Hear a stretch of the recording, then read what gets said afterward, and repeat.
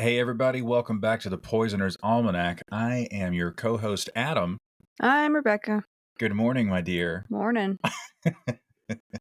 You just got through wrestling and wrangling a wild animal into an elementary school. I did. Well, also known as our 8-year-old daughter. She was mostly just really sleepy and agitated. Hates mornings. I mean, same. But that's right. I walked her in just as the tardy bell was ringing, and the teachers that hang out up front, they were like, "Okay, tardy bell's about to ring," and I'm over there like, "I know." So, but she ate and she brushed her teeth. That was, I just needed her to do those little things. I had forcibly gotten her dressed. Literally. And I assaulted this young person with clothing. Yes. And I put some breakfast next to her and I was like, "Please eat. And then I had to come shake her awake again for like the third time. And finally she ate something, but she chewed that one piece of bacon for like 5 to 10 minutes. And so I tried to get her to brush her teeth. And I'm still chewing. Oh, wait, now I have to go to the bathroom. And like, I'm like, oh my God. Yes. Anyway, not to complain, but it's been an interesting week. They started back last week, and I was hoping this week would be a little easier, but it's not. Oh, Rebecca, that's so funny that you thought that. So here's to early morning drop-offs. Yes. So yes, we need to jump into the next segment of the podcast called Housekeeping, where we tend to the practical needs of the podcast. First up, we want to say thank you guys so much for leaving 5-star reviews on all of the platforms that you listen on. That functions like a tip jar, digitally speaking, because it pushes the podcast further into the algorithm of whatever platform you're listening on. Is this your housekeeping voice? Yes, this is my housekeeping voice. Okay. I'm Janet from The Good Place. I want a void. No, I'm just really right. I want a void to just go into and just hang out there for a while. Right. Stay there, So yeah, 5-star reviews are awesome. Thanks for you guys are leaving them in bunches, and we really appreciate that. Also, make sure you follow the podcast Instagram account, Poisoners_Almanac. There's going to be a link in the show notes so you can find it easily. Becca runs that account herself. She goes even deeper in the content for whatever episode has showed up last. And we want to. I'm doing my best to keep up. That's true. I've caught up. I've caught up, guys. But every Sunday, I think I'm going to update it so that from now on, it's like now that we have an actual date for recording, like we have a set date. Yes. I think I can have a set date for keeping up with the that information. So our child going back to school has shifted our day-to-day schedule, and so we both were like, let's record on Friday mornings. And that seems to be working so far. And I struggle with change. So. It's true. And guys, you got to see the content Becca's posting over there. She's so thorough. Whenever the posts from the podcast Instagram come up in my feed, I'm just like, wow, this is really, really thorough and informative. Like I don't know. It's PhD level stuff, if you ask me. Oh, okay. Okay. I don't go that far, but okay. So, make sure you follow that account. Also, regarding that Instagram account, send us a DM on the podcast Instagram, or just put a comment on any of the posts where you just ask us a question, or maybe suggest a topic for an episode, or just any kind of comment you have, and we'll address it right here on the podcast. That'll be a direct line to getting an answer to your question in the podcast itself. Also, you can follow us on our other social accounts. My wife and I make content surrounding neurodivergence and versus neurotypical stuff, because Becca and I are a neuromixed couple. It's mainly on your account though, because I hate getting notifications, and I feel weird doing my own videos. That's right. One day. That's right. So the links to follow us on socials for that content as well. Many of you probably came here because you saw us on socials first. The links to follow us there will be in the show notes as well. Also, oh shucks, what was I going to say? I'm blanking. Welcome to my world. Okay. Oh, listener support. We want to thank our listener supporters Delshawn Harris, Taylor McCaleb, Carl Ziegler Jr. Thank you guys so much for your financial support. Any support, any monetization of the podcast allows us to put more time toward the podcast, which of course is a blast for everybody involved. But we also need to let you guys know, we found out that listener support is not available internationally. It's only available to US-based listeners, but we have listeners all over the world, which is still a shock to me, but that's how it is. So we're going to have a Patreon up and running soon so that everybody across the world, no matter where you are, can support our podcast monetarily if you choose to. If you don't, just know, hey, your listenership is more than enough for us. But we want to let you know, if you want to support what we do, the Patreon is going to be the way to do that. So we'll give you guys a heads up on when that transition is going to occur. I have something to say. Oh, please do. Yes. I am going to, I know there's, I had mentioned about doing possibly like one of the Radium Girls coffee mugs with the Society of the Living Dead, on it, like glowing in the dark kind of thing. I haven't figured out how to do the coffee mug just yet because I want it to be, I want to be able to make it so that it's dishwasher safe, because if you're like me who has the time to hand wash everything, but I am going to make some bags because I have I've been able to use some different stuff to make bags with. Are you in your merch era? Oh, I don't know. I have a Cricut and I love using it, so I'm just gonna. She's made some cool stuff, you guys. I can experiment, and if you guys like it, just let me know. Awesome. So you're gonna make some of this stuff, and we'll post about it so you guys can see the end product. Yeah. And then see what you think about it. Maybe we'll do a giveaway, or maybe it'll be a prize for being a Patreon supporter. I don't know. Yeah, I could do that. I don't know. We're brainstorming lots of stuff. Yeah. So keep that in mind. Anything else in the way of housekeeping that you can think of? Oh, make sure you follow the podcast on the podcast platforms. Folks, we just cracked 1,000 followers on Spotify. Yay. Yay. Yay for us. Yay for you guys. Yay, Poisons. So many people out there want to get rid of somebody. Sorry. Oh, God. That song's going to be stuck in my head all day. See that coming. Well played. But that's just on Spotify. We've got, I don't know, we've got 300 or 400 followers on Apple Podcasts. Like, you guys are really blowing it up. And we want to say thanks for following the podcast. But that's another way to push a podcast further into the platform algorithms, is following it. You know what I'm saying? So I think that does it for housekeeping. Unless you have anything else, Maddie. I hope, because I want to talk about poisons now. Man, I bet you do. Okay, so let's jump into the new episode today. What are we talking about today? Well, I did not get to talk about the end part, but I wanted to talk about last week.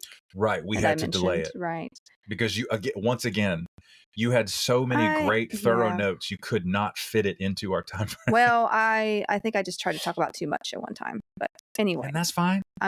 We're here for it, Queen. Yeah. There's going to be a good mixture of stuff in today's episode, though, because I'm talking about colchicine, which I was going to include. Colchicine. It is not. And we proved that last episode. So you stop it right now.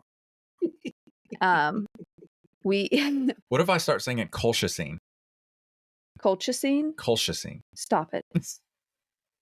There's some cool stuff behind that. What if I pronounce it like my patients do? Collard greens. The doctor gave me that collard greens medication from a gout. What if you let me finish my thought, and then we'll go from there? So, there's a good bit of it comes from a certain plant, and it has quite a bit of folklore. You guys know how much I love folklore behind plants and history and all that stuff. But then we're also going to jump into talking about. Well, we'll get there. Okay. I'll leave that as a surprise. I'm excited. Sort of. It's not really a surprise because I mentioned on social media to somebody what I was going to talk about. But anyway, we'll get there. So, colchicine. Colchicine is a medication, as those of you who have dealt with gout, I'm sure have known about. But we're going to talk about the autumn crocus, is where colchicine is derived from. Okay. Also, the scientific name is Colchicine autumnal. Autumnal because it tends to bloom in the autumn. That's practical. If you're around here, we just say it's fall because the leaves fall down. Yeah, except there's 2 seasons where we live. Yeah, in Georgia, we don't really get a fall. It's unfortunate. There's cold weather, and then it's so hot. don't believe in my dreams anymore. Those are the 2 seasons. Yeah, so it sucks because I love spooky season. I love Halloween, but it's still like 80 degrees. So we can't really carve pumpkins unless you want black mold everywhere. That is a true story. Yeah, we did that once, that. and I was sick for a month and a half. It was awful. Ugh. Anyway, so the autumn crocus, this is a pretty flowering plant, also known as meadow saffron, though it is not saffron like the herb. Oh. And it's not actually even a true crocus. But they do have nice pink or white flowers in the fall. And what is quite unusual is the flowers show up before the leaves do on this plant. So you'll get like flowers and then you get leaves. It's a little backwards, but you know what? I love when something just wants to be different, and this plant just wants to be different. Okay. Because you're different. I am different. I am an autumn crocus. You respect I'm just kidding. Okay. So its name actually comes from the mythical Greek land of Colchis. No. Inhabited by the witch Medea. Why are you laughing? Because we're not going. No. Not that Medea. Oh, that cooking and cleaning? Not that Medea. This is a different Medea. Okay. She was the daughter of Hecate. I hope I'm saying that right. And who was a witch. She's a witch. Yeah. Hecate, I know I've heard like within like Wiccan circles or witchcraft circles. Y'all correct me if I'm wrong. I actually haven't done a whole deep dive into a lot of that culture, but I know there are people who study it quite a bit. So, but she was the daughter of Hecate and was a witch who was great with poisons. So, my kind of gal. Now, this particular plant was one of her favorites to use against her enemies. She actually gave the autumn crocus to Jason of Argonaut fame, I imagine, so that he could get the golden fleece from the fire-breathing oxen. Fleece. Oh my gosh! All I hear is Bill Hader in the Night at the Museum movie, brushing his hair like a golden fleece. That's the second one, right? Isn't that the second one? I think it is. Is he like where he plays the George Custer? Custer, yeah, he plays General Custer, and he's hysterical. He is funny. It's a supporting. Bill Hader's good in everything. Yeah, give me a break. That movie's great, though. Yes. If you touch that again, I will kill you. Oh my! I still want to kill you right now. Great movie. So, yeah. So he was, to get from the fire-breathing oxen, which sounds cool. I want a fire-breathing ox. That would be cool. Imagine I want to ride a fire-breathing ox into battle. I don't know what battle. I mean, somebody rolled a nat 20 when they were putting together the character stats. Like you can have the fleece. Take the fleece. I want the ox. Okay. Who needs the fleece? We're in agreement. Okay. So sticking with the Greeks, Paracelsus, the guy that said the dose makes the poison. Oh. Yeah. All right. Okay. Which I think he was actually Swedish originally. Yeah. Get out of here. I think he was. Oh. Just fun fact. Once reported that Greek slaves would sometimes eat small amounts of this plant to become too sick to work. Because I'm sure they overworked, I mean, yeah, they were slaves. So it's the first instance in history of paid time off. I don't think they got paid time off. Well, maybe punished time off. It says they're slaves. You got to start puking time off. You got to start somewhere. Yeah. Anyway, now the Ebers Papyrus, which was around 1500 BC, written. Just kidding. I just messed it. Okay. I'm gonna turn you into papyrus. It described the autumn crocus as a treatment for swelling and pain. So it's probably got something in there for inflammation, I imagine. Now, colchicine extract became a thing in the 1st century AD, as listed in De Materia Medica. Medica. Oh, like medical. Yeah. Interesting. De Materia Medica by Pedanius Dioscorides. Okay. I say diet because I'm thinking about the Diogenes Club from like Sherlock Holmes. That's a Greek word also, Diogenes. Yeah, so I'm like, okay. Dioscorides or Dioscorides. Now, Ronnie Dio. The corms of the plant, which is what I believe become like the flowers and such. Now, the corms of the plant were used to treat gout and were recommended by Avicenna or Ibn Sina, as a famous Persian philosopher and physician in the 1st century AD, who has been described as the father of modern medicine. Mm. Now, it was reportedly used for dropsy, an old word for edema or swelling, in the mid-1700s. And they called it dropsy because it's like it was edema, it was swelling, but we don't know where it comes from, so we're just going to call it dropsy and call it its own thing. I would love to know what the etymology of that word is. Like, how do you get to dropsy? Anyway.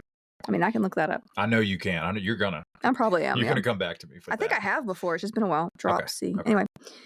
Also, Benjamin Franklin brought the autumn crocus plant to America as he himself had gout. Oh. And was, yeah. Oh, it was never native to America before that. I don't think so. I think he brought it here. Now, he brought it over here. He had gout, and he was quite vocal about it and stuff. So, about how much probably all the booze. How much he hated. Yeah, they did drink a lot, didn't they? Mm-hmm. But yeah, in case you could not discern this from its scientific name, it's where we get the medication colchicine. Mm-hmm. Now, colchicine has been used since ancient times to treat gout and is still common today for that ailment, as well as a few other inflammatory conditions such as Beckett's disease. Mm-hmm. It was first isolated in 1820 by French chemists P.S. Pelletier mm-hmm. and J.B. Caventou. They're French, so Caventou. Yeah. Caventou. That's an A. Caventou. That's the best I can do. Now, it would later be purified for use as a modern medication in this form. Mm-hmm. One main issue with colchicine is its narrow therapeutic window, which means overdose is a big risk.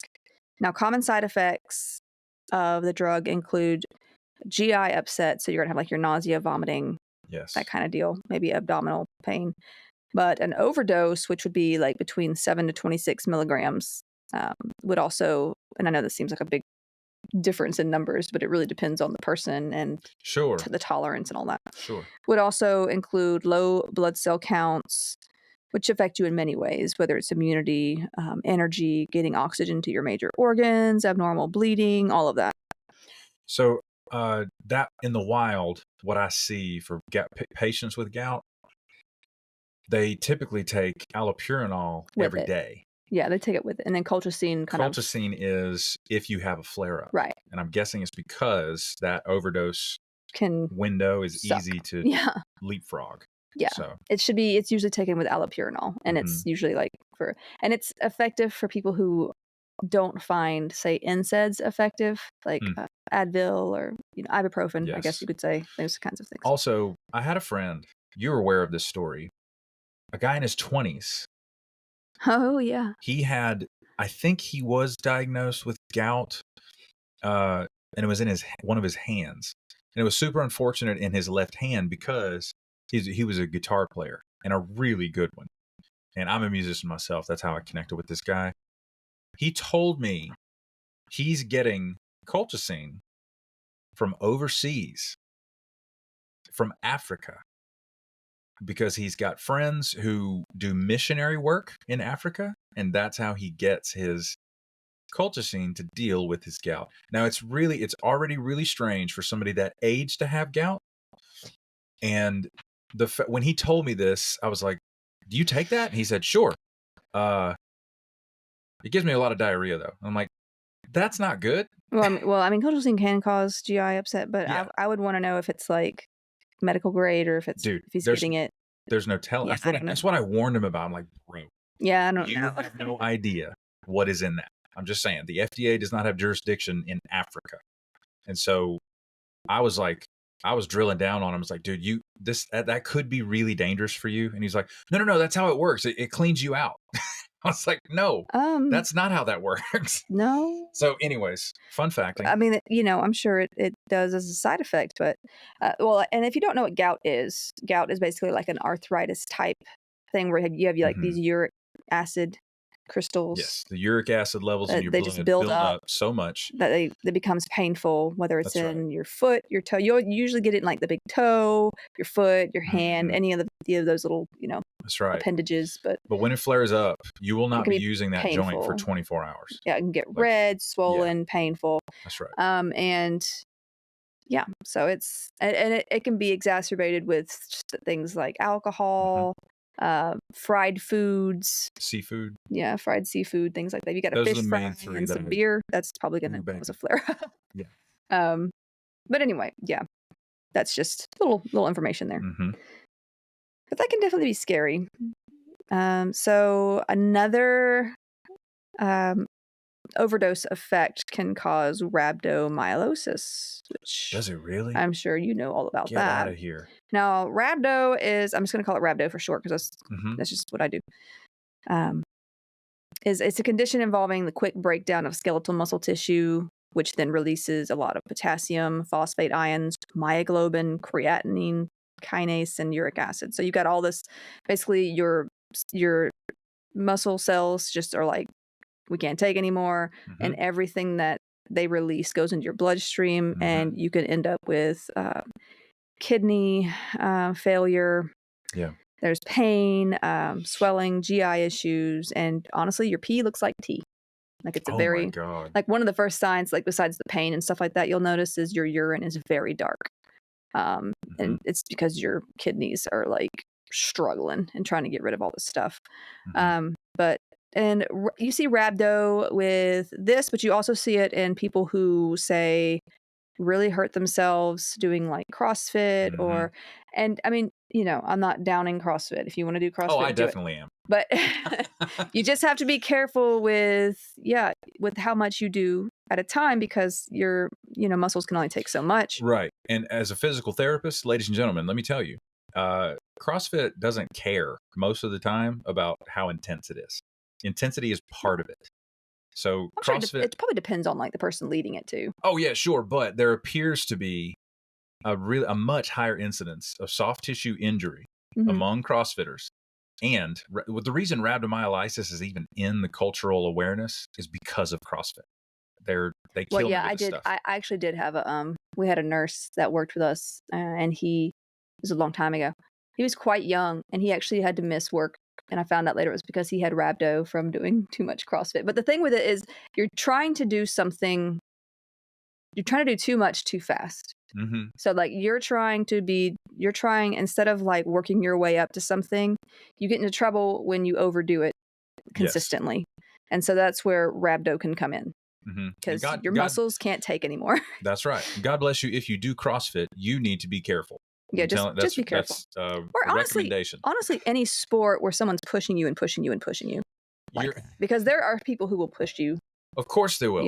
But again, CrossFit is not simply a fitness regimen; it's a mindset.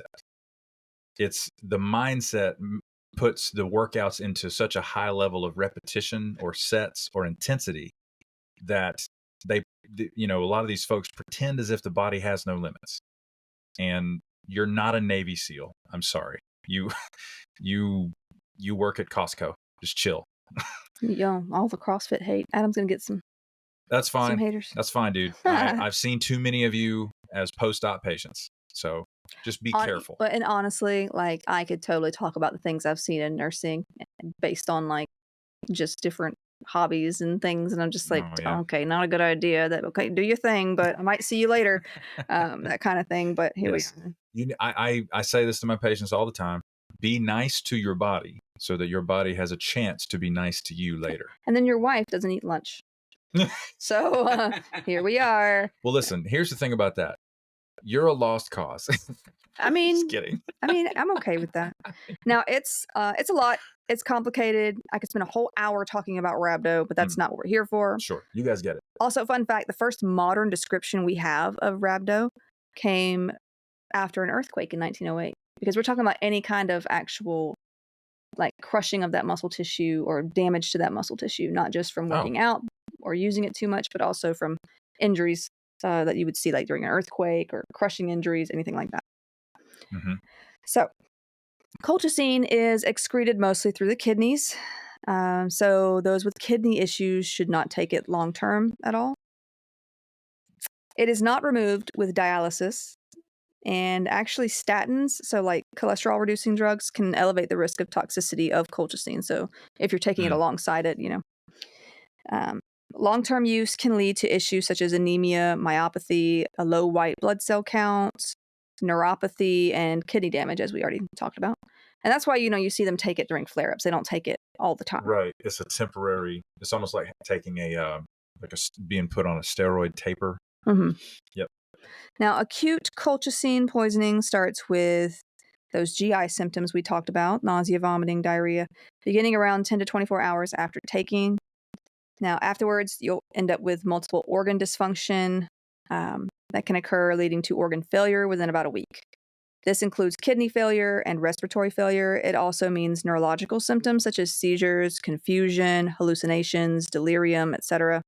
If the patient survives, you'd be looking at a turnaround about 8 days, and you would notice higher white cell counts, the body going after the inflammation pretty much. And you would also notice hair loss as your body is trying to recover. Like, it's just because your body is spent trying to recover. That's wild.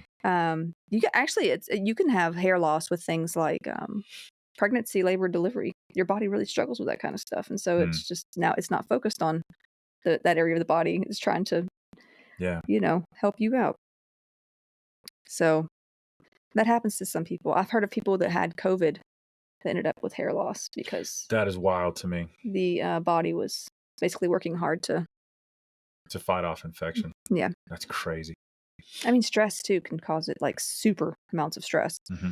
Now, there is no known antidote, so treatment involves supportive care and activated charcoal if caught early enough and it's like ingested, Most overdoses involving colchicine have occurred intentionally, though there have been some accidental incidents, including not prescribing the med according to kidney function. So maybe the doctor doesn't know somebody's kidneys aren't functioning well, which they should be doing tests or looking that's at. That's a direct contraindication. They really have to. But also with intravenous use, which was removed from the market in 2008 by the FDA because of its lethality. Yikes. Yeah, there is, let's see, one case involving colchicine that I should mention occurred back in the 1800s. I love some old cases. Catherine Wilson, she was a nurse who would get close to people so she could get into their wills, And once she knew she'd inherit, she'd kill them with colchicine. She was actually the last woman publicly hanged in the UK in 1862. So there's that. Nice. One case of intentional colchicine poisoning happened right here in the States not that long ago. We're going to talk about it. Let's do it. On August 23rd, 2023, so really not long ago at all, okay. A pharmacist named Betty Bowman was admitted to the hospital with symptoms of diarrhea and dehydration, and it seemed like food poisoning. Now, she then deteriorated with cardiac problems, respiratory distress, and organ failure. At one point, she actually had to have surgery to have part of her colon removed because the tissue was necrotic at that point. God. It was rough. Yeah. 4 days after being admitted, Betty Bowman died. She was only 32 years old, and it was deemed suspicious, especially since the husband, Dr. Connor Bowman, wanted an immediate cremation. Okay. And the police found out that they had been having marital problems. Also, the husband stood to gain $500,000 in life insurance now that she was gone. And he even bragged about that fact to someone. What an idiot. Yeah, well, the funny thing, okay, we'll get there. The two had been considering a divorce after some infidelity came to light. I don't know all the details about that. I just tried to stick with the poisoning situation. Mm-hmm. Oh, and Dr. Connor Bowman had attended pharmacy school, worked for poison control in Kansas, and was in medical school at this time. My dude goes to medical school after becoming a pharmacist. Anyway, the cremation that he wanted was halted after the death was flagged as suspicious, and an autopsy was ordered and performed. Now, this doofus, Dr. Doofus, tried to cancel the autopsy. That's right. Watch your mouth. He tried to cancel the autopsy that was court-ordered at this point and kept calling and emailing them to ask what they were looking for in the toxicology tests and if they were going to be more thorough than what was done at the hospital. Oh, like, he was literally just like hitting them up all the time. Like, hey, what you doing today? Hey, what's being done again? Is it going to be super thorough? What are you looking for? And honestly, at that point, I'd be like, well, what should I be looking for? Yeah, you tell me. You want to just tell me, Dr. Doofus? Yeah. Why do you keep calling here? I would see that as a challenge. I'm like, well, I'm going to find it now. Exactly. Well, you'd be so great I as a would. medical examiner. I actually used to love this show called Dr. G, Medical Examiner. Yes. I loved her so much. Mm. Like, I would watch her all the time, like when I was a little bit younger. I say younger, but it's probably in my 20s, which is still younger, but it makes it sound like I'm a kid when I say younger. But I loved that show. It was back when, like, all those, like, health and history channel shows were more legit and they weren't so weird. Yeah. Is it? You think it's on YouTube or like on some streaming service? I'm sure it is. You can look it up. Dr. Okay. G, Medical Examiner. I loved it. She would talk about, like, she would literally, like, you just see her, like, cutting open, like, ribs with hedge trimmers, like, trying to, because she's doing autopsies and she's trying to help solve cases, and she made a really big impact on those cases. So wow, it's pretty crazy and pretty cool. But yeah, I think I would make a good medical examiner because, you know, you don't have, they don't talk, and you're trying to uncover a mystery, and I do love a good mystery, and I do love a good talk screen. So here we are. But that also requires going to med school, and that sounds overwhelming. Yeah, so you could have done it. I could have done it, but here we are.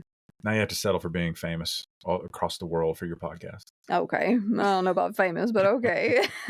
Also, strikingly good looking. Okay, you can stop right now because I can see myself in this computer, and today is not the day. It is not my day. Okay. This is as good as it's gonna get. Now, yeah. Anyway, so he tried to cancel the autopsy. Okay, whatever. Like through the patient portal. No. He kept canceling autopsy. kept calling them and stuff. He also used his hospital credentials to check up on his late wife's health records. Now, I'm sure he did that through the portal. Police then found his history of online searches to be interesting, as he was looking up things like, is internet browsing history, can it be used in court? Ironic. My dude. Which is ironic because here we are. How does somebody this dumb get a pharmacist license and a medical license? Like, How to delete Amazon package history. And if police could track packages. He had also been researching colchicine on various devices belonging to him, and he also used the search to convert Betty's body weight into kilograms, then multiplied it by 0.8, likely after having discovered that the lethal dose of colchicine is typically 0.8 milligrams per kilogram. I mean, it doesn't get much clearer than that. It's not a paper trail. It's the yellow brick road. Also, excuse me, but when I was in nursing school, we were doing that by hand.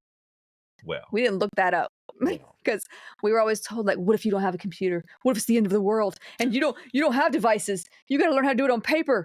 They made us watch Pearl Harbor, the one that's like super from the 40s. No, well, the one that's super historically inaccurate, the one with Josh Hartnett and all that. Like, anyway, we had to watch that because they were like, we need to learn how to do things in like these kind of emergency situations. And I was like, because the 40s will happen again. First of all, they're using Coke bottles for blood transfusions. Absolutely not. Anyway, moving on. There was no other reason for him to look any of this up, even relating to his work in poison control or as a med student. Obviously, the autopsy and tox screen picked up on the colchicine in Betty's body, and as she had not been prescribed the medication or had ever taken it previously, she didn't have gout. Her death was ruled as a homicide. Now, Dr. Connor Bowman was arrested on October 20th, 2023, and charged with second-degree murder. That charge was updated to first-degree murder because, I mean, it was, he did plan it, and faces a life sentence without the possibility of parole if found guilty. His next court date is scheduled for September 4th, 2024. So it's coming up. It is. Check your local listings. Oh, my God. Maybe we'll update you if I get any, updates. Is there a true crime TV network that will broadcast the sentencing hearings and such of true crime cases that are in the public eye? Honestly, you could just go to TikTok for that. Can you? Okay. There's lots of people who update those kinds of things. Okay. Now, I was at a loss for a bit this week when it came to what I should include in this episode. Like, should I find a drug similar to colchicine that had also been misused? Or perhaps just keep going with a few more medications that have been used to intentionally harm others? I also thought about including some smaller topics that I've been itching to share but haven't found places for, because I really like ordering, but I really like ordering and classifying things in certain ways. But my therapist told me to just make a decision this week without thinking too much about it. So I'm just going to type these notes and see what happens. That's basically what I wrote on here. Okay. Gotcha. I'm terrified. Okay. I also wrote that. Yes. Okay. In parentheses, I am terrified. It is in parentheses. Footnote 1, I'm terrified. Mm-hmm. Okay, so let's talk about anesthetics, because these two can be used as poisons. Mm-hmm. We discussed at least one barbiturate last time, Veronal, and which was like the first one, you know. And I would honestly feel like I let this incomplete without discussing propofol and ketamine and some others. And I know several people have heard about these in the last few years, what with Michael Jackson's death, Matthew Perry's death, which we have had, you know, an update on. They've actually made an arrest. An arrest has been made regarding the death of Matthew Perry. Yeah, we'll discuss that in a minute. It popped up in my YouTube feed, and I immediately texted the link to the video to Becca. Makes sense though, because he was on ketamine therapy, but the amount that was in his system was not from the therapy he had gotten recently. That's right. So he'd been doing infusions like once a week. Yeah, but this was much more than what he would have gotten in one of those infusions. So also I want to talk about Elijah McClain. If you don't know this name, we'll get to his story momentarily as well. It's a rough one. And I'm also going to discuss Succinylcholine. Okay. And is it Succinylcholine? I know I like saying Succinylcholine, but it is. You can call it sucks. Which sucks. So Succinylcholine. It's tomato. We know what we're talking about. Yeah. Propofol is the main ingredient in a formulation used for general anesthesia. We still don't know exactly how it all works, anesthesia, but some anesthetics block pain and awareness by blocking neurotransmitter release. So that's kind of where we are in terms of knowing how that works. Yeah. Propofol was created in 1973 by a British veterinary anesthesiologist named John B. Glynn, working with what would later become AstraZeneca. Oh, wow. It was called something different then, but yeah. Yeah. It received FDA approval in 1989. The brand name it was created under is Diprivan, and there are a lot of generics out there. For use as an anesthetic, it is given intravenously, and recovery is pretty quick with less side effects than some other medications out there that are used for the same purpose, though you still are probably going to end up with things like nausea and vomiting, those kinds of things, especially if you're just really sensitive to anesthetics. Now, it replaced the barbiturate I have a hard time with barbiturate. That word just really sticks to my tongue. It sticks to my tongue. Okay. It replaced the one known as sodium thiopental for anesthesia and is used for surgeries, procedures such as colonoscopies, as well as for long-term mechanical ventilation patients. Also, if you're of that age, get a colonoscopy. It's not that bad. I've had one. I mean, I'm young, but like I had some issues and I'm fine. But they're important, especially with the rise of colon cancer. Yes. Right now. Just please do it for yourself. Do all the screening things that you should be doing for your age bracket. And honestly, I think insurances should like pay for it much sooner, in my opinion. But here we are. Of course they should. It would save them money, but they don't know that. Yeah. When they find out, they're going to be all over it. Right. Rest in peace, Chadwick Boseman. Ugh. Really sucks. It is deemed better than benzodiazepines, meds like lorazepam or midazolam, because the latter tends to accumulate in the body and make recovery longer. Now, especially for like long-term use. It gained emergency use authorization during COVID for patients who had the virus and needed to be ventilated. So, yes. It is used for assisted deaths in Canada and has like assisted suicide, that kind of thing. Oh. Has been looked at for use in America for American executions, but it has not been used for that purpose right now. And actually it's like a lethal injection. Well, actually manufacturers in like Europe have actually banned it for that purpose. So that's why the US can't really use it for that purpose right now. Okay. So, which I don't know, executions, that just gives me shivers. It's an existential situation. Yes. There has been some recreational use of propofol reported, but it is incredibly dangerous, especially since the dose/response ratio differs between people. The effects that one might be seeking from this drug include mild euphoria, hallucinations, and lacking inhibitions. I've never been one to seek hallucinations. Like, I have some crazy dreams, and I don't understand why you would want those hallucinations. But here we are. You build worlds in your mind. Yeah. Now, recreational use is most commonly done within the anesthesiologist community, a lot of times because they have access to it, and apparently they don't get very much rest. So a lot of times people who will fall into that category, they just start abusing that. Of the 21 fatal cases of propofol use, 18 cases or 86% occurred in healthcare workers, mainly anesthesiologists and nurse anesthetists. We talked about this. Man.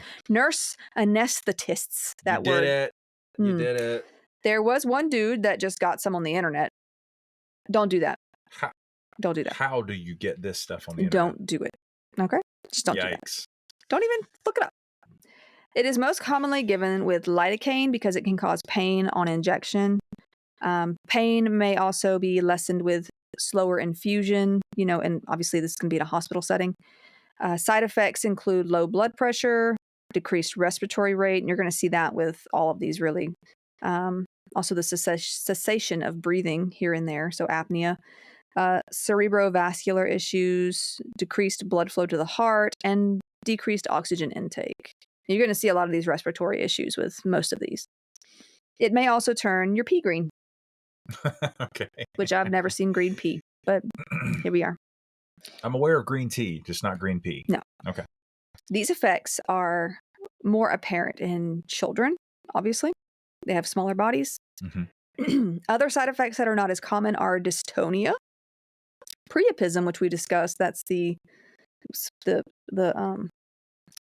when you have an erection for too long. Oh gosh, yes. That's the name of that? Priapism. I forgot. Okay. Dystonia, I believe that's issues with muscle tone. Yes.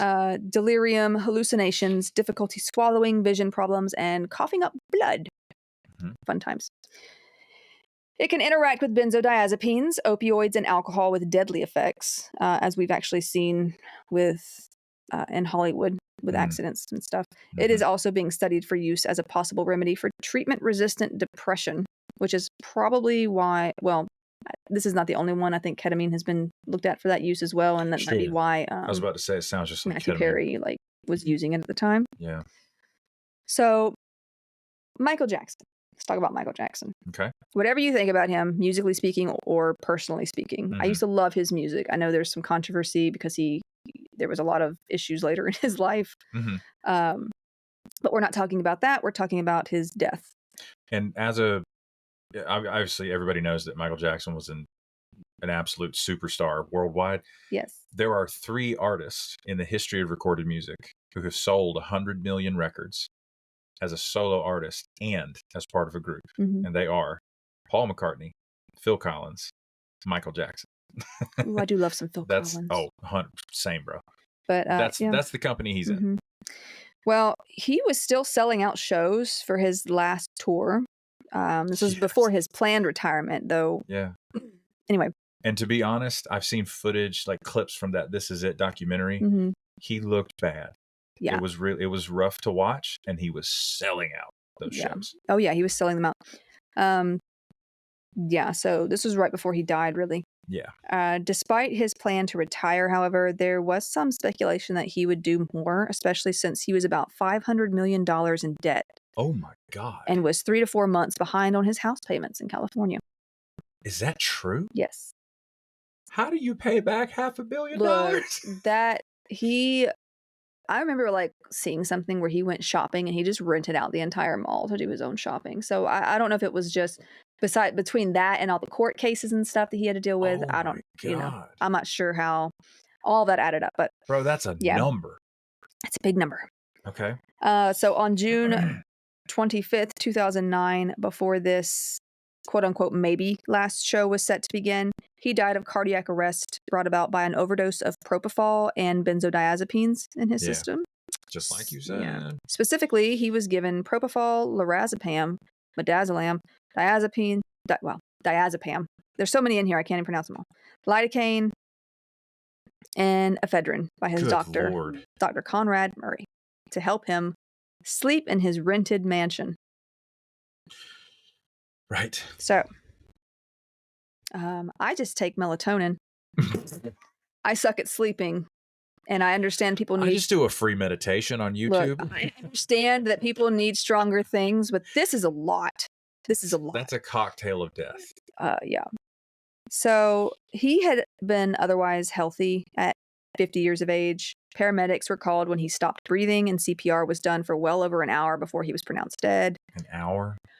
Which, if you're brought back at that point, you're not going to be the same. No, unless there's some miracle. You know, there have been a few times where, the miraculous things have happened. But yeah, typically you haven't had enough oxygen to your brain at that point.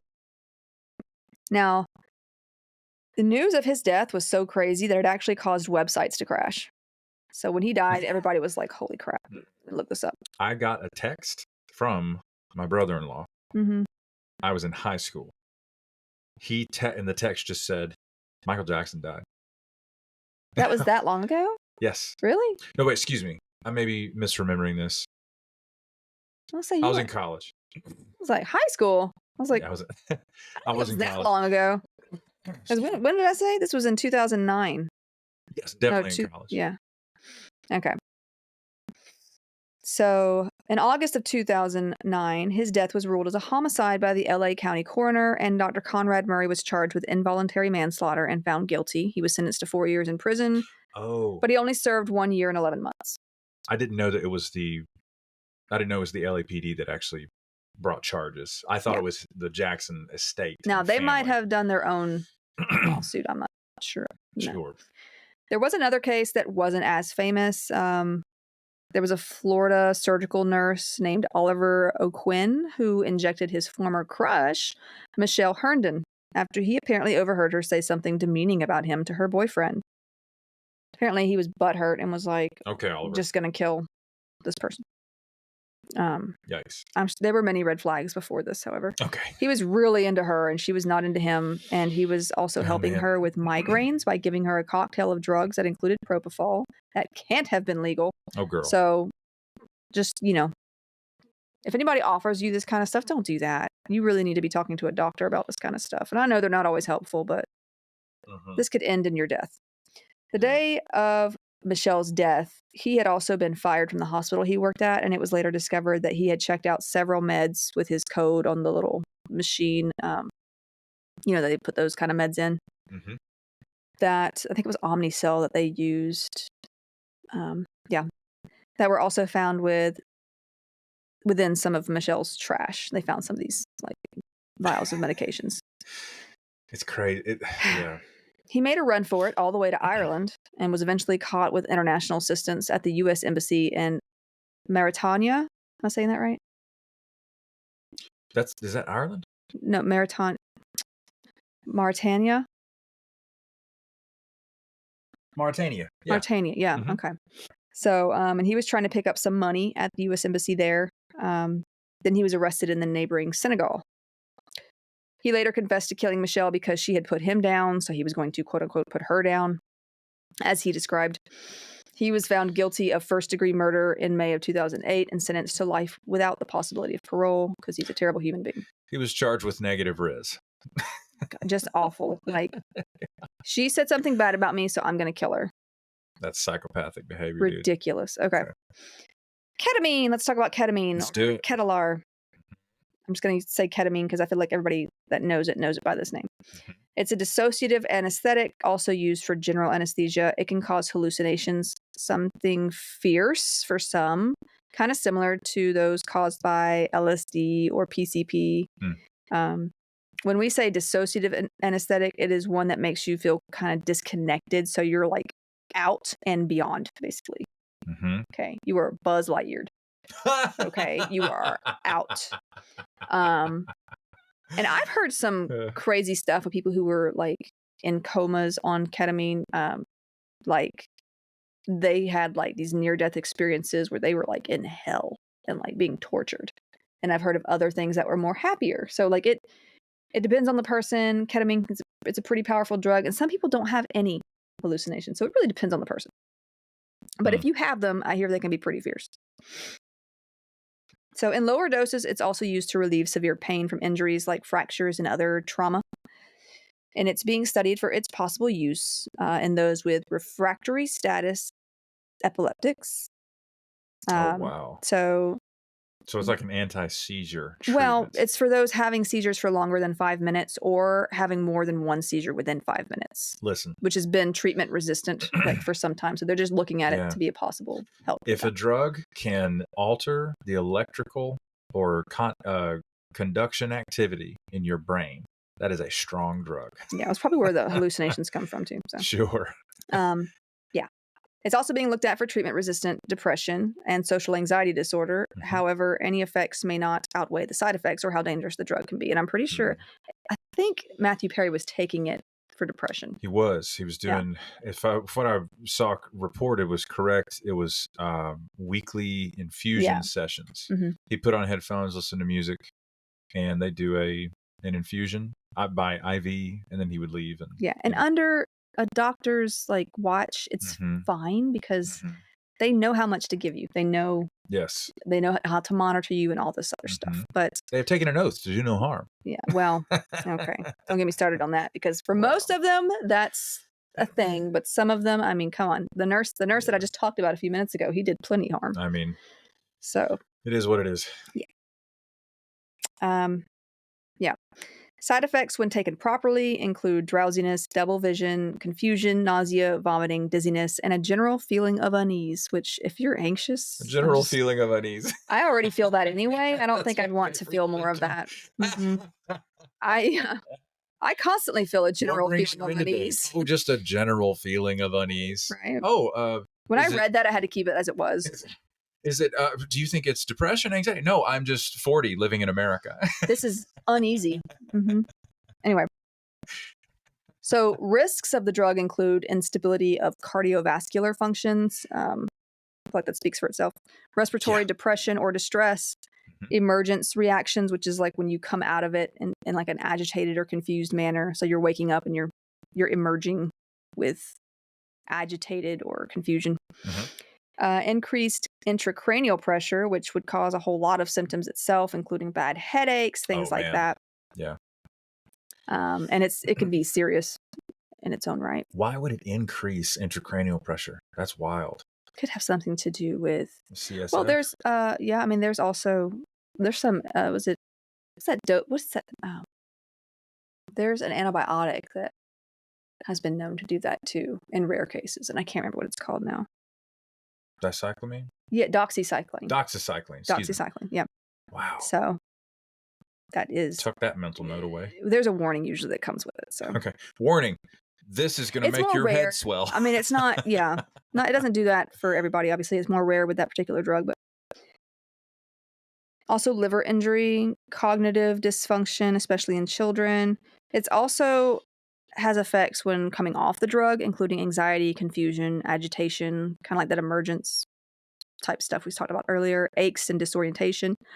Now, this is all when taken medically under a doctor's care. It is effective and typically safe when given correctly and with proper care, but it can be easily toxic, as you can imagine.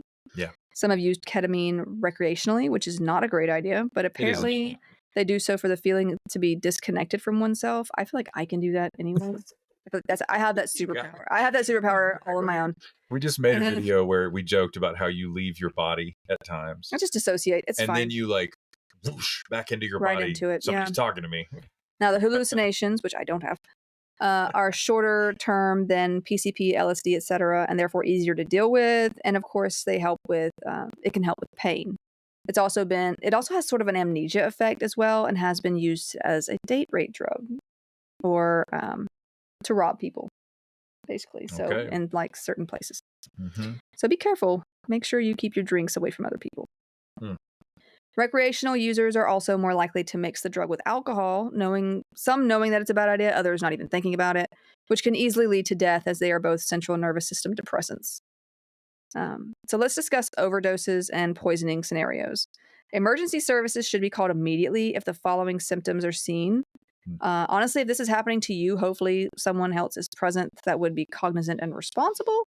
But inability to move or muscle rigidity, increased heart rate or abnormal heart rate, convulsions, high blood pressure, unconsciousness, inability to wake the person, Near-death experiences. I don't know how you would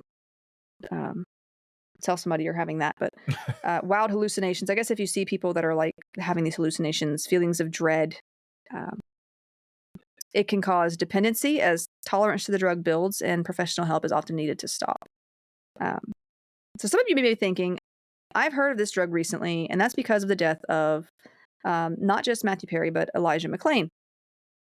Elijah was a 23-year-old black man in Colorado who died after paramedics overdosed him on ketamine during an incident with police, who also put him in a chokehold twice. This is wild, dude. And I should say Colorado has now banned the use of said chokehold and also has banned the use of ketamine for certain issues, so which should have been already in place. But Elijah was a massage therapist who loved animals. He played guitar and the violin and would even play music to stray animals to soothe them. You know, he was a nice kid. Oh my God. Just nice kid. You didn't tell me that part. Yeah. What a nice person. He just seemed like a very nice person. God. That's right. So awful. Now, apparently in 2019, he was walking home from the store when someone called about a suspicious person, and police approached him. With nothing else to do. Yeah. Now, Elijah was wearing a mask to cover his face because he had like a circulation disorder. And I imagine it was probably cold at this point. I don't know. I don't live in Colorado, but I imagine it's a lot colder there than it is in Georgia. Mm-hmm. So, and he was listening to music at the time. So really not, I mean, he was just minding his business. One officer said that Elijah reached for his gun, but that has been disputed. It's also very suspicious because apparently all 3 of these cops' body cams fell off. Anyway, whatever. Okay. Whatever. That's what I read. So, yeah. Was he armed? No. Okay. He reached for his gun. No, he was reaching. The officer said that he reached for his gun. Okay. I don't even know how. Sure he did. Okay. The guy who plays music to raccoons? I don't think so. The officer also said that he was definitely on something and had crazy strength. I've showed you a picture of this kid. He is not crazy strength, sir.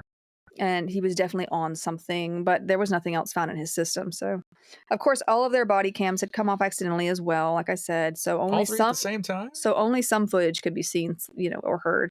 Cool. Now, whatever the case, at some point, paramedics were called. The officers had put Elijah in a neck hold that rendered him unconscious at one point. They choked him out. They had done this twice, though. Put him in a neck hold twice, and at one point he was unconscious. Paramedics gave him the ketamine, which was later found to be too much for his weight, and that ultimately killed him. So one paramedic claimed that Elijah was actively resisting, but the body cam footage that they could see showed him on the ground. Like that he wasn't, whatever. Yeah. Also, Elijah had vomited several times before and apologized for it, saying he could not breathe well. Like this is before they gave him the ketamine. And the paramedics did not even try talking to Elijah before giving him this 500 milligram dose of ketamine. And they also just left him on the ground after. They neglected to continue monitoring him. So they didn't have any kind of information before or after they gave it to him. They didn't talk to him. They didn't get one of them said they tried to get his pulse, but like you couldn't really even see them doing that on the footage that we do Somebody's have. Going to jail. They didn't monitor him after. They just left him on the ground. Didn't put a blood pressure cuff, check his pulse. Anyway, stretcher. Get him off the ground. It's ridiculous. So now the paramedics said the drug was given because they assumed he had something termed excited delirium, which I don't even know what that is. I had to look this up. Which you made up. I'm just like excited delirium. As a nurse, I've never heard of that. It sounds like everybody at a Taylor Swift concert. Apparently, according to some doctors' groups, it is not a scientific sort of diagnosis. It has been disputed and used repeatedly to excuse excessive force in the past. I read that it also has a root in racism, according to some of these doctors. No way. Yeah, so literally never heard of excited delirium. Is that like saying hysterical back in the day? Like they used to call women hysterical? I suppose. I don't understand. What's the ICD-10 code for excited delirium, officer? It's just not excited delirium. Come on, guys. From what? Like, how do you just... Anyway, I was honestly horrified when I heard this story because they didn't even check this dude's pulse, blood pressure, anything before or after. And like, they just stuck a needle in him and just gave him a dose. And I've given like Ativan or Haldol. I've never given ketamine to an actual combative patient before. Like, because I've had combative patients I've had confused patients. You know, blood going everywhere because they pulled every tube out. I've had lots of crazy. I got lots of crazy stories that I could tell you. There are times where it is necessary. I had a patient who thought that I was a Russian spy. So there's that one. Your good looks are disarming. Whatever. You know what I mean? Okay. I don't even have any Russian heritage. Anyway, he was confused. So not that we know of. And it's like, you know, I understand. Like in that moment, I'm there to take care of the patient. I'm not making fun of those patients at all. I'm just saying, of course not. You just had these experiences with people before, and I can honestly tell you, I've never killed any of them. Okay. No. But yeah, before even giving them any kind of medication, though, like I've always known their vitals and history beforehand, and I get that's not always available, like especially to EMTs and stuff. But when you're, then why go for the strong stuff though? Like, and if you're going to give something, why not go with the lowest dose that would be effective? It's got all the markers of racist behavior by police and the paramedics in this case towards a minority. It's got all those clear, you know, indicators. All the other, we hear about these cases every now and then, and there's just egregious, heinous abuse of power, and there's no clinical reasoning to give him that drug. You know, well, I struggled to understand. I'm like, I don't think these two paramedics at least went off thinking like, yeah, let's go kill somebody tonight. But like, there's still this weird stereotypical thing within the whole excited delirium. Like, what is that? So there is a certain we were talking about this because again, it does not make logical sense. Nothing about this case makes logical sense unless you have people who are driven by racial discrimination and they are in the realm of the cops in, was this Alabama, I think. They took 2 black men into custody in a house that they had been called to or suspected. They abused these men physically and sexually. And they were taken to court over it. And like, if that doesn't make any logical sense. Like, what? You're officers of the law. How could you possibly? But I think there's a certain percentage of people. Well, right, like assuming that this person is suspicious. There's nothing suspicious about him. There's nothing suspicious about that guy. The only thing they think is suspicious is that he's black. That's the bottom line. So yeah, it doesn't make any logical sense, but that's because this is predatory behavior. So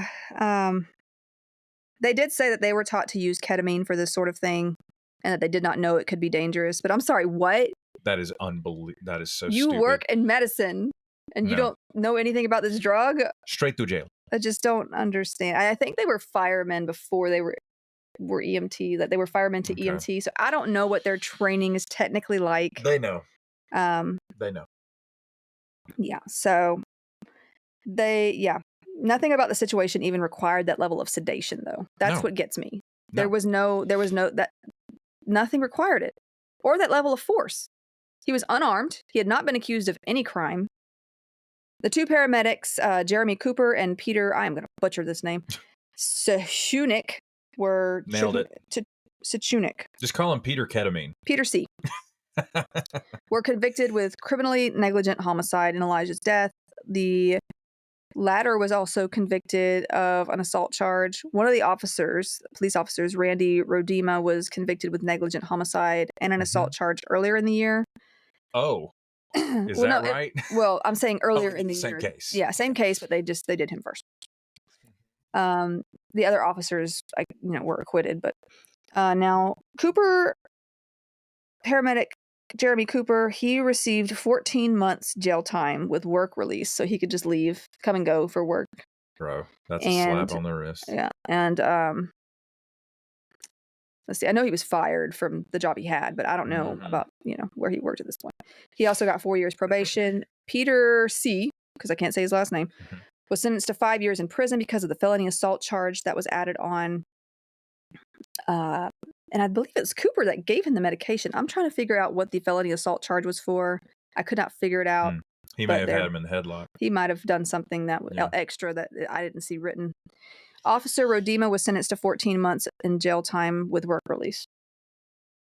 That's really light. And I'm pretty sure he's the one that put him in the chokehold. It's really light. So Elijah's last struggling words that were caught on the police cam and were basically, "I'm an introvert. I'm different." Like he was just pleading with them to leave him alone. That's. I think he even said something like, "Please respect my boundaries." That's so awful. Because I know what he's trying to say. And this is a crazy case to me because, of course, an innocent young man is killed by the police and the paramedics. And like, just also from a medical standpoint, like I just don't understand why they did what they did. I mean, I guess maybe their protocols are different, but like, why give that much of that dose of a medication? So, and if they were taught to do that, has that been checked up on? Like, there's nothing in their training that provokes them to do that. Yeah. There's nothing in their training that provokes them to do what they did. I just, as an aside, I ran across a lady on Twitter who is a PhD, and her focus is narcissistic, psychopathic, coercive, controlling behavior in people. And that's the category these people fall in. They don't feel empathy. Well, I can't read people's minds, so I don't. I know it was a terrible situation. He was just walking home from the store, and now he's gone. And some other paramedics and medical officials out there were worried because of the possibility of EMS workers now just not doing their jobs because they're worried about being charged criminally with something. But I'm like, there was no need for that level of sedation. No sane, non-predatory paramedic is going to agree with what you idiots did. Like, I mean, nurses also get charged with things if there's negligent or intentional harm done. I mean, it's not something that has only happened to these people. You told me many stories. Oh, yeah. So, and, he died. He was 23. That's terrible. So, yeah. Now, there was just no real reason to chemically restrain him in the first place, in my opinion. No. So, that would, and like, I don't know, having worked in the hospitals, they do whatever they can to try not to have to chemically restrain or physically restrain patients. Of course, they just try, because it's a drastic measure to take. It is, and it takes away their autonomy. It goes against the patient's rights. That's right. It's a big deal. But when that patient becomes a danger to themselves and the or to personnel others trying to help them, you have no choice, man. And they could tell he was in distress from not being able to breathe. He'd got unconscious. He'd been vomiting. Yeah. It just makes no sense to me. It just doesn't make any sense. So real quick, and I know we're hitting at an hour. Can I just finish this all up? Sure. Because let's do it. I hate not finishing things. Let's do it. Let's go. Let's do it. Okay. Happy Friday. So, Succinylcholine. I hate calling it succinylcholine though, because I'm like, that sucks. It immediately goes in my head. It sucks. Okay. But it is called sucks sometimes. Say it for sure. So it's a skeletal muscle relaxant often used during certain surgeries or while on a mechanical ventilator. It's used alongside general anesthetics. It has to be used alongside them because otherwise it's a pretty terrifying kind of drug to be on. Mm-hmm. As like you won't be. It doesn't cause loss of consciousness or a lack of pain or anything. It doesn't help pain, but you're just paralyzed and you're just totally aware and able to feel. Mm-hmm. But if left on it, too much of it, you can suffocate because it's paralyzing all those muscles. Right. So what's it used for? Well, it's been used since the 1950s, and it's basically a paralytic with a quick onset. It only takes about 60 seconds with IV administration to start working. Like I said, it's used alongside general anesthetics, and you would be on like mechanical ventilation or oxygen at this point. So adverse effects of a typical or normal dose would include hyperkalemia. That's going to be a higher potassium level. And for context, when potassium levels get too high in the body or too low, you're going to face deadly arrhythmias, your heart, deadly heart rhythms, things like that. Mm-hmm. And it also can cause bradycardia, which is a low heart rate. An overdose, either intentional or accidental, will result in neuromuscular blockade toxicity, which will in turn result in respiratory distress and death if not treated. Basically, you are aware and you stop breathing. Like you're suffocating. You're suffocating. It's terrible. Yes, I caught the part of the episode you had on the TV. Night. I've been even trying to watch this episode, but it came up and it was about a case that I'm about to discuss too. So interesting. It takes I think the lady on the screen said it's like 6 to 10 minutes for a Yeah. person to actually expire, except you're fully aware Yeah. the entire time. It is It's gruesome. agonizing. It's awful. Treatment would involve airway management and mechanical ventilation until the drug just leaves the body. So you're basically just trying to get that person to breathe. And a clinical dose does wear off rather quickly in about 10 to 15 minutes, but that's still enough time to kill via suffocation because you're not getting air. Mhm. So yeah, you would be on oxygen, with this drug in a clinical setting. Mhm. So some cases I want to discuss. Dr. Carl Coppolino, who was an anesthesiologist. This was back in the 60s. He was charged with 2 counts of homicide using succinylcholine. This was an interesting case because it was not until the 1980s that a test was made to find the drug itself in the body. During this time, they could only find like the metabolites of the drug, so succinyl acid and choline. But I'm like, where would it's like that TikTok sound. How'd that get in there? Like, you know what I mean? Like, it's in there for a reason. Now, yeah. He was believed to have killed his former mistress's late husband. This mistress's name was Marjorie Farber. Her husband died suddenly in 1966, and his own wife, he was said to have killed his own wife, Carmela Musetto, who also died suddenly in 1967. Suddenly, huh? He had asked Carmela for a divorce so that he could marry this other chick, Mary Gibson. She was a rich divorcee. And being Catholic, Carmela was like, no, bro. And she ended up dying in her sleep soon after. So that's not suspicious at all.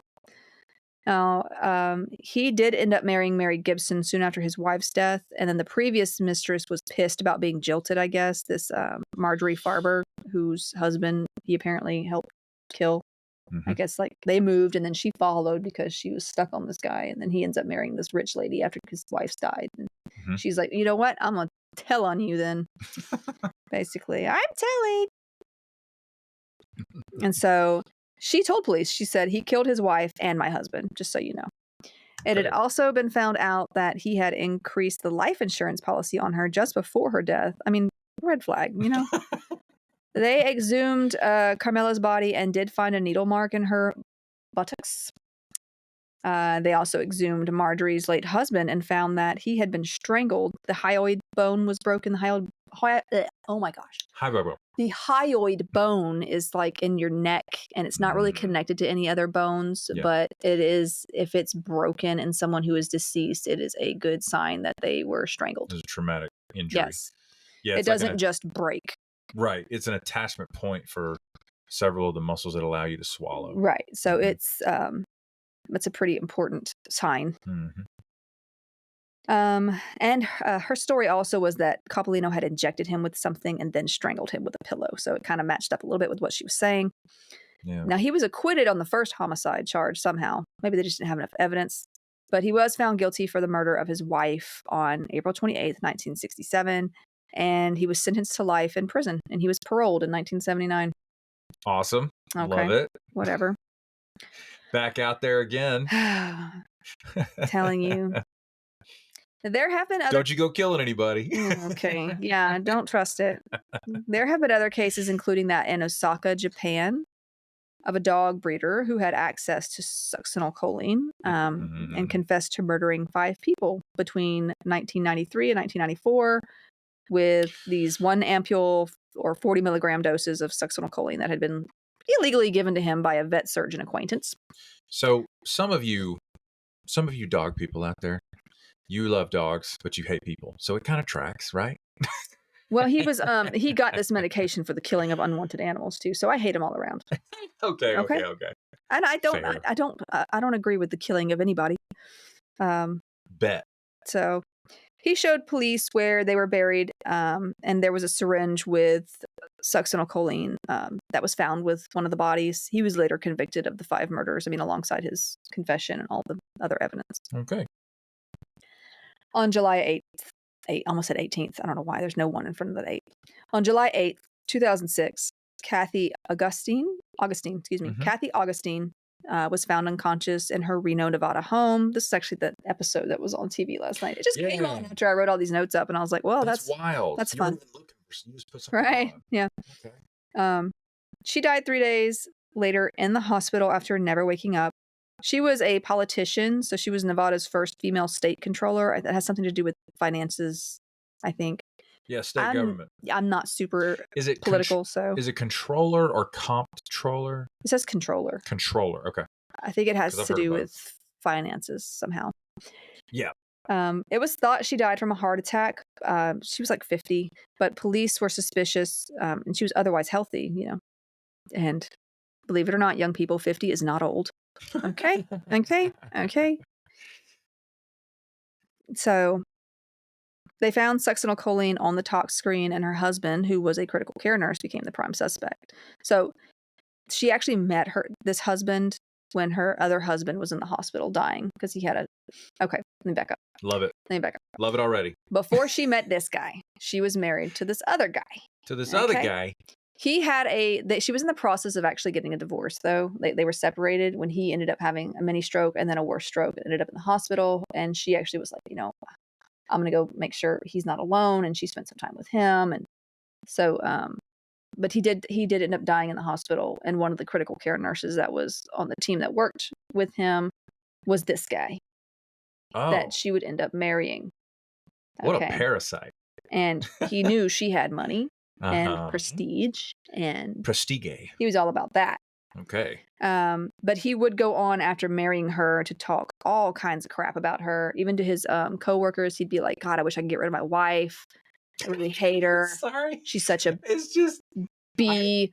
She's and then like he would flirt with other people via email on his work email. Like he even got in trouble for he actually got in trouble at work for like, why are you using your work email for this kind of stuff? Please don't do that. HR got involved, huh? Yeah. So there's a little background there. Love it. But yeah, so he became the prime suspect, and he actually attempted suicide July 14th, 2006 by cutting his wrists. But he did a poor job of it. Not to criticize him. I'm just saying it turns out like you're a nurse. You know that like only works like 2% of the time. And you have to cut really deep in there to really get an artery to blood flow before it's going to kill you. I'm not saying that you can't cut your wrist and it won't kill you. You can, but it's very rare that it does because you got to get in there. Okay. You got to get to the radio. You got to get in there. So, but honestly, I think the reason he did it was for attention. Probably so. Because he killed his wife, and he wrote this long letter talking about like blaming other people for things and saying, I'm going to go be with my wife, who he killed. Anyway, this wasn't because of grief, or they knew he was being suspected. Sure. And again, another person that falls in the category of narcissistic, psychopathic, coercive control. Yeah. They just do not experience care for other human beings the way that normal people do. That being said, if you are thinking about harming yourself, please get help. Exactly. But this is something like for him, this was honestly about control and things like that. Right. Now, it turns out that he had made some weird comments, like I said, about how to kill someone undetectably using succinylcholine. Like he had literally come out and said, if I were going to do it, I'd use this. He was arrested in Hampton, Virginia on September 29th, 2006, and he was convicted of first-degree murder on June 29th, 2007. I think he tried to cut his wrists a couple times again after that. And he was sentenced to life with the possibility of parole in 20 years. Now, I could easily go on about nurses, respiratory therapists who have killed patients as well as using succinylcholine and other drugs. And maybe we'll do a whole episode on the whole medical professionals who have killed in such a way, the whole angel of death scenario. I know we've talked about a few before already. It's a very strange thing and definitely involves some psychological stuff. There are people who do it so that they can go and save the patient. It's very strange. There's a lot of different reasons why people do this stuff, and it's all just psychotic. And they need help. They really need help. It's true. They should not be working in this profession, but they really need help. Yeah. Also, succinylcholine is not the only muscle. Wow. is not the only muscle relaxer that has been used in murder. Pancuronium was also was involved in the deaths of surgical patients in the 1960s, and it was discovered that a doctor had been poisoning these patients with the hopes of blaming an anesthesiologist that he had been having a feud with. They literally found everything in his locker. And I mean, yeah, talk about just petty. Yeah. In 2007, a 35-year-old nurse, Michelle Michael, who was convicted of murdering her husband, Jimmy Michael, and then burning their house down. But it was noted that he didn't have any like excess carbon monoxide in his system. So like he was obviously killed before the fire with something because he wasn't breathing any of that in. But she just wanted to be married to a man who actually had a last name. You know what I mean? Oh my God. But he was actually, he did have rocuronium, which is another muscle relaxer, typically used alongside anesthetics in his system. She would have received a hefty life insurance payout if he had died in a fire, which is very specific. Okay. And she'd been having an affair with her best friend's husband. Oh, okay. Okay. She was sentenced to life with the possibility of parole. The hits keep on coming. Now, just for a few minutes, I do want to talk about nitrous oxide because we did have a question about it on the Instagram. Let's address this. And nitrous oxide is also known as laughing gas. And I thought it would fit well in this episode, so I really wanted to include it a little bit. So hang in there with me. Okay. Now, nitrous oxide was first synthesized by English chemist Joseph Priestley in the late 1700s. And it was mainly used as laughing gas. It was mainly used at like parties, like just to fill this sort of like coffee or whatever. Because I didn't really think of it being used for anything else. Another English chemist, Humphrey Davy, soon became known for his parties in which they would inhale the gas from a green silk bag or whatever. Like these surgeons and playwrights would come and just suck up some nitrous oxide. Its use as an anesthetic would start in the mid-1800s once they kind of realized that it helps with pain and kind of makes you feel out there. That was probably a fun party. I'm just saying. Yeah. All sucking out of the same bag, though. I mean, come on. That's disgusting. That's I'm sorry. No. It is an anesthetic adjunct, meaning it's used with other anesthetics for general anesthesia purposes. It is not potent enough to produce the same effect on its own as general anesthesia would be. It's given as a gas using a mask or some method that has been commonly used, or other methods, excuse me. And it has been commonly used for dental procedures and even labor delivery combined with oxygen. Like it's been used for that purpose as well. Now, typical effects of nitrous oxide include euphoria, slurred speech, dizziness, headache, drowsiness, lack of coordination. All I see in my head is this movie. Was it one of the Rush Hour movies? It was some movie. They were trying to get information from this like guy who was like a mob boss, and like they just kept they went to his dentist appointment and they just kept putting the laughing gas to get answers from him, which I'm sure is not, a way you can legally get information from somebody. But anyway, yeah, I think it was one of the Rush Hours. I could be wrong. It could be something completely different, but it was something to do with them trying to catch somebody. So yeah, there could be quite a bit of adverse effects as well, including respiratory distress, neuromuscular issues. These are often most common when other sedatives or opioids are taken alongside it, and it can also cause megablastic anemia, which is a condition where red blood cells are not produced properly, so they're made like really big, they're just these big fat red blood cells, sometimes too big to even get out of the marrow itself. Oh dear. Where it's made, and they end up crowding out other cells. This makes it really difficult to have enough red blood cells and to get oxygen where it needs to be. I did not know about that part. Yeah. Okay. Now, this occurs most often in those with constant exposure, though, and to those who abuse the drug. Okay. Under like medical settings, dental settings, it's pretty much safe unless you're just intolerant or have some sort of allergy going on. Now, nitrous oxide is also used for industrial purposes, such as in semiconductors, food processing, and car racing. Yes. I remember my mom worked for my grandfather's shop. He owned he ran this welding supply business. They sold like gases and stuff. And like every now and then someone would come in and asking for nitrous oxide, and they would have to like tell them like, we don't just give that out to people. So, yeah. That's great. Anyway, now toxicity most often occurs among recreational users. Those abusing nitrous oxide often inhale it through certain food containers, like the aerating ones, like in whipped cream canisters. They call them whippets. Whippet. Also cooking sprays and such. You can get replacement canisters as well, like these little kitchen siphon things, as they have been called. So like you can get actual things that just have nitrous oxide in them that you can replace whatever. Mm-hmm. So misuse of nitrous oxide can cause a variety of effects, including cognitive impairment, bizarre or inappropriate behavior, hallucinations, usually visual hallucinations, and also delusions. Now, frequent and or high dose misuse can cause death as a result of asphyxiation, as it displaces oxygen in the blood. And you also face such issues as irregular heartbeat, hypoxia, seizures, pneumomediastinum, which is this air that gets trapped. The air in your body gets trapped between the lungs and the chest cavity, so it's kind of in the wrong place. Oh, Lord. Yeah. Frequent use may also lead to B12 deficiency, and enough of this deficiency can lead to gait problems, like the way you walk, and peripheral neuropathy, so like pain, tingling, numbness in your hands, feet, because it damages the spinal cord. Wow. So, yeah, and... Okay. Yeah. So, yeah, with a doctor's or dentist supervision, like I said, it's safe, but misuse and overuse will lead to some awful effects. Unfortunately, there's been a slight rise in those abusing this drug, especially among adolescents.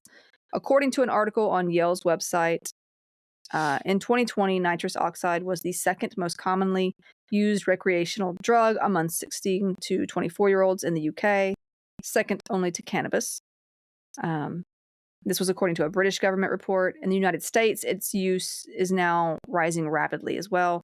A U.S. Substance Abuse and Mental Health Services Administration survey in 2019 found that almost 13 million Americans aged 12 and older had misused nitrous oxide in their lifetime. Some experts fear that the COVID pandemic may have exacerbated its use. So I guess you're at home more, you're just trying to find things to do. This is not a great thing to do. Anyway. This same article also mentioned a patient that was seen for numbness, weakness, and difficulty walking. Now, he did tell clinicians that he had used nitrous oxide daily for the last 4 to 5 months. Okay. But it's like you wouldn't know necessarily based on just the few symptoms he might have had. I mean, you might be able to look at some screens, screen his blood and everything. And, find that he was having B12 deficiency. But so he was essentially dealing with spinal cord damage at this point due to an inability to absorb B12. Gotcha. Thanks to the nitrous oxide. By giving him, they were able to reverse his symptoms by giving him intramuscular B12 every day for a week and then weekly for a month. But now he has to have it monthly for life. So yeah, they've been able to reverse it, but also PT and OT, so physical therapy, occupational therapy, were also involved in helping him walk again. It's pretty serious, He was also seen by psych, of course, for help with the addiction. Yeah. But like the point that I want to mention with this case is that if it's caught and treated early, some effects can be reversed, but that's not always possible with long-term abuse. So it's just a very important thing to get help for if that is something you struggle with. So, but awesome. I finished it. I did it. I finished an episode. Awesome. All right. Thank you guys for listening so much. We'll see you in the next one. Bye for now. Bye.